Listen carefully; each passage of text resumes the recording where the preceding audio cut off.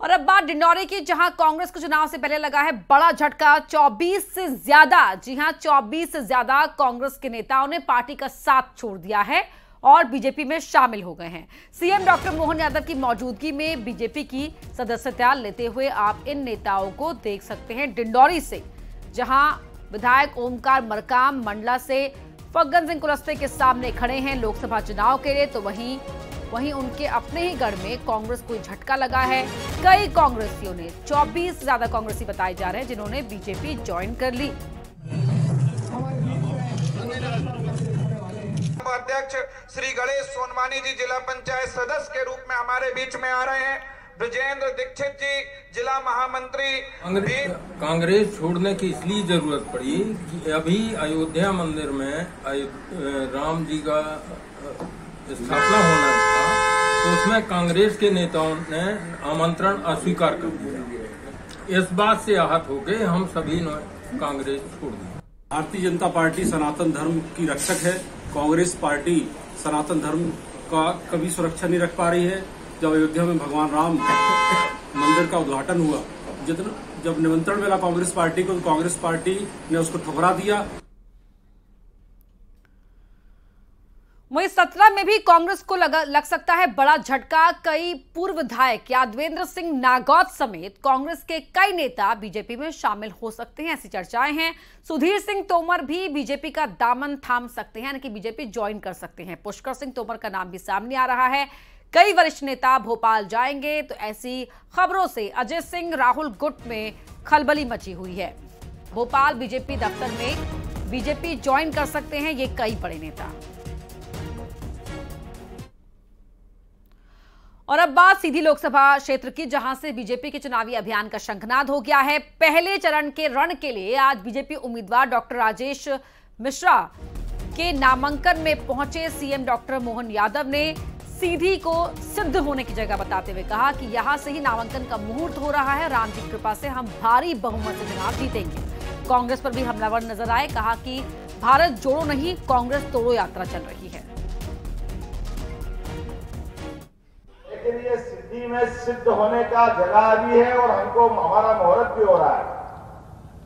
हमारे लिए परमात्मा की कृपा है, इतना जोरदार हमारा शुभारंभ हो रहा है। हमारा प्रत्याशी डंके की चोट भगवान राम का आशीर्वाद लेके अपना नामांकन भरने के लिए पूरे प्रदेश का पहला आदमी बनता है। और कांग्रेस का प्रत्याशी तो नहीं आया।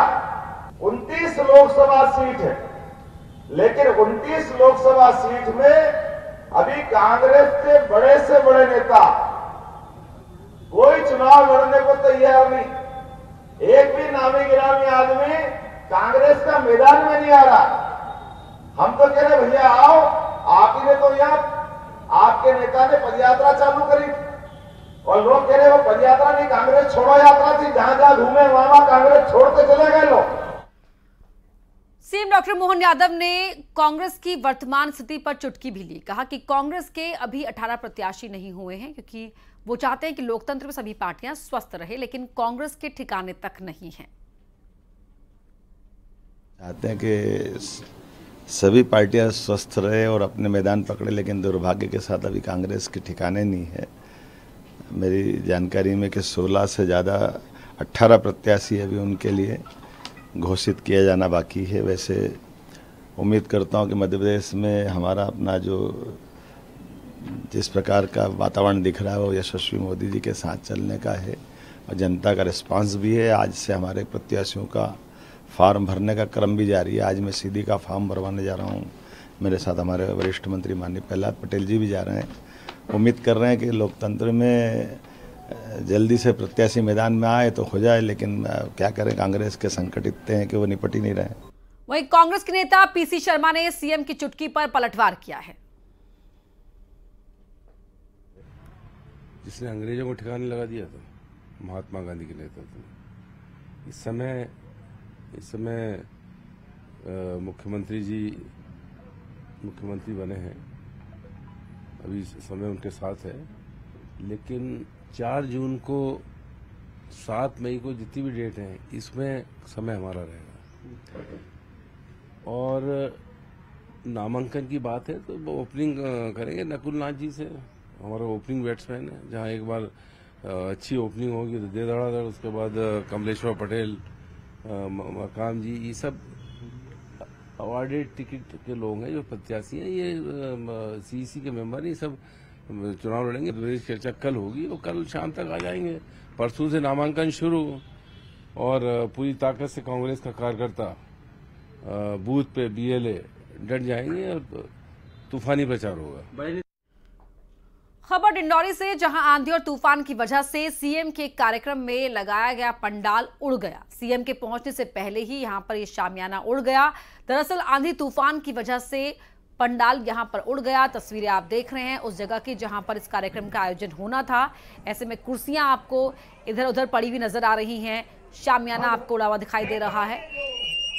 गनीमत रही कि तब तक यहाँ पे सीएम नहीं पहुंचे थे और ऐसे में यहाँ कुछ देर के लिए अफरा तफरी जैसी हालत भी हो गई थी।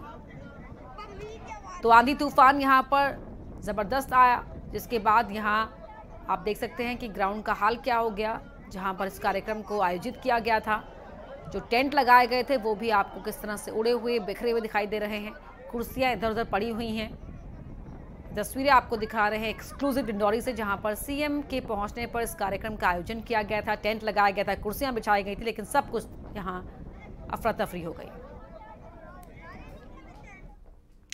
जमाना एआई तकनीक का है, यानी कि आर्टिफिशियल इंटेलिजेंस का, और अब इसका इस्तेमाल चुनावों में भी हो सकता है। विरोधी पार्टी के नेता एक दूसरे की इमेज खराब करने के लिए इसका इस्तेमाल कर सकते हैं। इसीलिए राजनीतिक दलों ने कार्यकर्ताओं को अलर्ट किया हुआ है। तो वहीं इलेक्शन कमीशन की नजर भी इस पर है। फिलहाल इस मामले में बीजेपी का कहना है कि हमारा दल हमेशा शुचिता की राजनीति करता है। कांग्रेस के नेता जरूर आम लोगों को भ्रमित करने के लिए तकनीक का दुरुपयोग करते हैं। तो वहीं कांग्रेस का कहना है कि आधुनिक तकनीक के उपयोग की जगह दुरुपयोग कैसे किया जाए ये तो बीजेपी भली भांति जानती है, पर जनता भी अब समझदार है।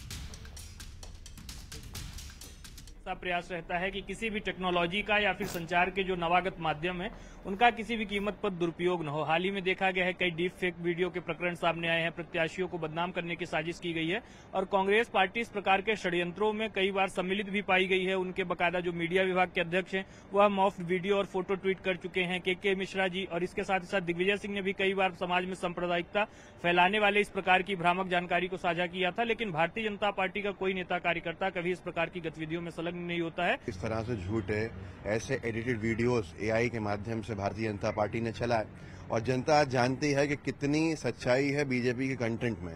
हर टेक्नोलॉजी का सदुपयोग हो सकता है, दुरुपयोग हो सकता है। भारतीय जनता पार्टी शुरू से आईटी की, इंफॉर्मेशन टेक्नोलॉजी की जितनी आगे एडवांस स्टेजेस आती गई उसका दुरुपयोग करती आई है। तो आज जनता के सामने हर चीज है और जनता इतनी जागरूक है कि वो फर्क समझ सकती है क्या सच है क्या झूठ है। मध्य प्रदेश वन विभाग के क्षेत्रीय कर्मचारी और अधिकारी अब लोकसभा चुनाव में ड्यूटी नहीं करेंगे। चुनाव आयोग ने हाईकोर्ट में लगे एक याचिका पर अंडरटेकिंग दी, जिसमें कहा गया कि मध्य प्रदेश के क्षेत्रीय अधिकारियों और कर्मचारियों यानी फील्ड में तैनात रहने वाले कर्मियों की ड्यूटी लोकसभा चुनाव में नहीं लगाई जाएगी। मध्य प्रदेश विधानसभा चुनाव के दौरान वन विभाग के क्षेत्रीय कर्मचारियों और अधिकारियों की ड्यूटी विधानसभा चुनाव में लगा दी गई थी। उस समय भी वन विभाग के अधिकारी और कर्मचारियों ने पत्राचार कर चुनाव में ड्यूटी न लगाने की मांग की थी, लेकिन चुनाव आयोग ने इस पर ध्यान नहीं दिया।